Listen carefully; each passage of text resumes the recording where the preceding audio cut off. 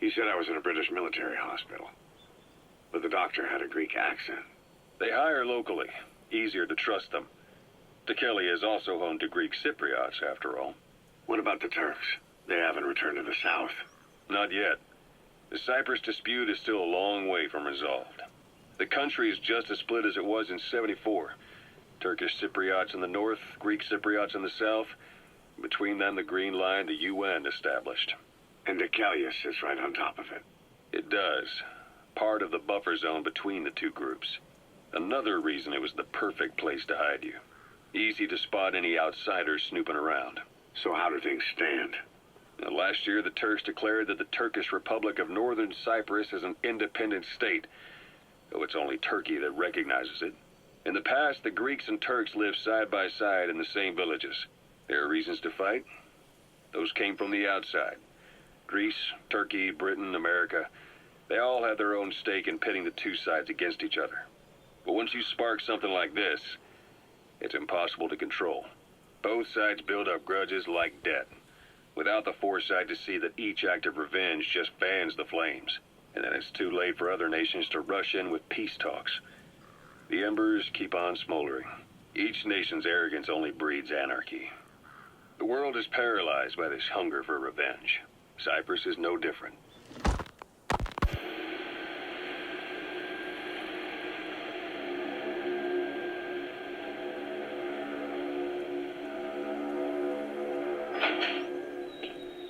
You're up.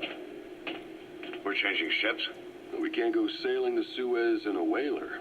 The Suez Canal. When did they reopen it? Not long after you were attacked. Once they finished sweeping it for mines after the Arab-Israeli conflict. Can you stand? We're going to transfer to a container ship for passage through the Suez. Our destination is Pakistan, Afghanistan's neighbor to the south. There we disembark and head via Peshawar to the Zero Line, the border. We'll travel to the Khyber Pass by road. And then? We continue on horseback. Afghanistan's main roads are under Soviet control. We'll need to go around them. It'll be all narrow, winding paths through the mountains. We'll do better on horseback. It's a local guerrilla tactic. They use the higher ridges to avoid air recons. Then they charge down the mountains for ambushes. The Soviets still haven't devised a counter-strategy. Our time frame is only half as much as we really need. It's gonna be a tough march. Better horses than boats. Well, it'll make for good physiotherapy. Take the time to get used to that new arm. While the Soviets have indicated they are not participating in the Los Angeles Olympics, primarily because the United States has made no attempt to guarantee the safety of the Soviet Union's athletes, the United States is increasingly demonstrating the belief that the issue has nothing to do with its preparations, and in fact this is retaliation for the Western nations' boycott of the previous Moscow Olympics. That concludes today's news. That's quite some news. The Soviet Union not attending the LA Olympics? Yeah. Andropov's death has changed some things. They're calling it revenge for the Western boycott of the Moscow Olympics. Countries boycotted the Moscow Olympics? Yes.